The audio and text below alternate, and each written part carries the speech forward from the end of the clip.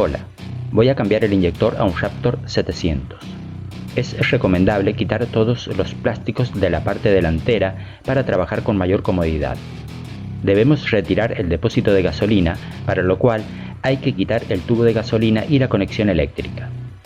La pieza metálica de color dorado o bricomatado es la rampa de inyección por donde llega la gasolina al inyector. El inyector es la pieza verde con el conector gris. El cuerpo del acelerador es lo que está conectado al motor mediante la unión flexible con dos abrazaderas y aloja al inyector. Este es el inyector nuevo. La estanqueidad se consigue por medio de las juntas de goma que tiene próximas a los extremos. Es un inyector de baja presión, por lo que pulveriza la gasolina fuera del cilindro en la admisión. Para liberar al inyector hay que quitar la rampa de inyección que tiene dos tornillos de estrella.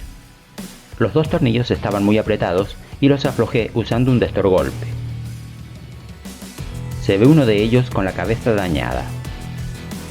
Para terminar de quitar los tornillos se puede usar un destornillador normal.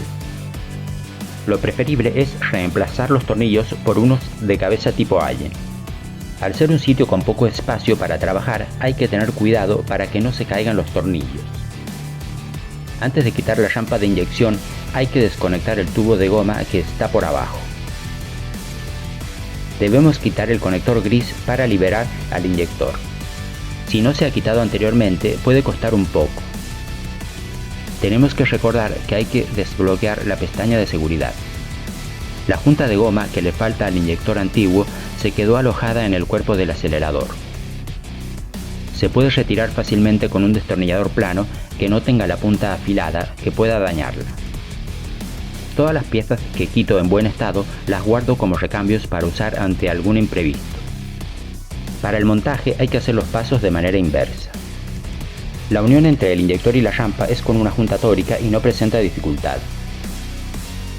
Intenté colocar el inyector con la junta plana montada y no me fue posible. Para que las juntas se ajusten correctamente se las puede lubricar con un poco de aceite de motor. La unión del inyector al cuerpo del acelerador lleva una junta plana que se debe colocar primero, ayudándonos con una herramienta sin filos.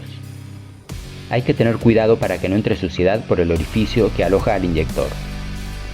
En general, es recomendable que el motor esté lavado antes de hacer trabajos de mantenimiento. Si entra suciedad, se podrían dañar las válvulas o el pistón.